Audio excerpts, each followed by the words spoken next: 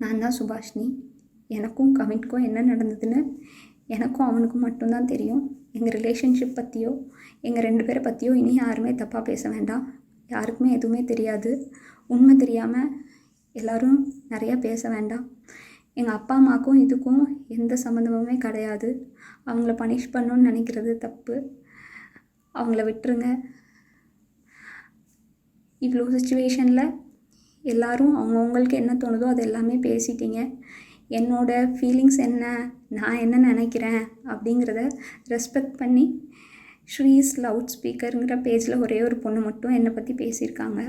அவங்களுக்கு மட்டும் ரொம்ப தேங்க்ஸ். நானும் கவினும் ரொம்ப ட்ரூவாக லவ் பண்ணோம்.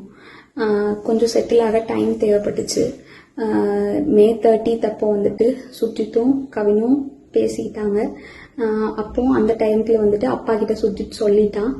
அப்பா வந்துட்டு இந்த மாதிரி லவ் பண்ணுறியான்னு என்கிட்ட கேட்டப்ப இல்லைப்பா நான் லவ் பண்ணல அப்படின்னு சொல்லிட்டேன். ஏன்னா கவின் என்கிட்ட டைம் கேட்டிருந்தான். இன்னொரு 6 months கழிச்சு சொல்லு ப்ளீஸ் அப்படின்னு சொல்லியிருந்தான். அதனால வந்துட்டு நான் வந்துட்டு அப்பா கிட்ட அன்னைக்கு சொல்லலை. அதுக்குள்ளே நெக்ஸ்ட் அப்கமிங் மந்த்துக்குள்ளே இப்படி ஆயிடுச்சு. 2 பேருக்குள்ளே என்ன கான்வர்சேஷன் போச்சுங்கிறது தெளிவாக தெரியாது. ஆனால் கவினுக்கு ஃபோன் பண்ணி சுஜித் வந்துட்டு பொண்ணு கேட்க வாங்க, இவ மேரேஜ்க்கு மூவ் பண்ணாதான் அடுத்து என்னோட ப்ரொஃபஷனை பார்க்க முடியும் அப்படின்னு சொன்னான் அப்படிங்கிறது எனக்கு தெரியும் கண்டிப்பாக. அதுக்கப்புறமா வந்து 27 என்ன நடந்துச்சு அப்படின்னா, அன்னைக்கு கவின் வராங்கிறது எனக்கு தெரியாது. நான் 28 ஈவினிங் தான் வர சொல்லியிருந்தேன். அவங்க தாத்தாக்கு தலையில் சூச்சர்ஸ் இருந்ததுனால நான் வந்துட்டு ரூம் பார்த்துட்டு அட்மிட் பண்ணணும்னு யோசிச்சிருந்தேன்.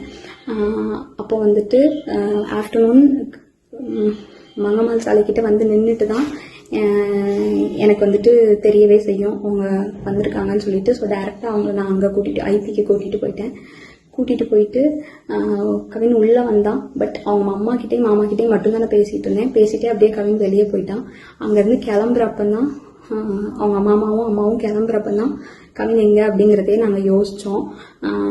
நான் ட்ரீட்மெண்ட் ப்ரொசீஜர்ஸ்லாம் எக்ஸ்பிளைன் பண்ணிகிட்டு இருந்தேன். அப்போ யோசிச்சுட்டு நான் வந்துட்டு சொன்னேன். அவங்க அம்மா வந்துட்டு கால் பண்ணாங்க, அவனுக்கு எடுக்கல. நானும் கால் பண்ணி எடுக்கல. நீங்கள் வேணால் பசிக்குதுன்னு சொன்னாங்க அவங்க அம்மா, சாப்பிட போங்க, நான் வேணால் வர சொல்கிறேன்னு சொல்லியிருந்தேன். அதுக்குள்ளே இப்படி ஆயிடுச்சு. ஸோ வந்துட்டு இது தேவையில்லாமல் நிறையா இஷ்டத்துக்கு யாரும் வதந்தியை கிளப்ப வேண்டாம். உங்களுக்கு தோணுது எல்லாத்தையும் பேசாதீங்க. எங்கள் அப்பா அம்மாவுக்கு இதில் எந்த சம்மந்தமுமே கிடையாது, அவங்களுக்கு தெரியாது. இதை இதோட விட்டுருங்க. அவ்வளோதான்.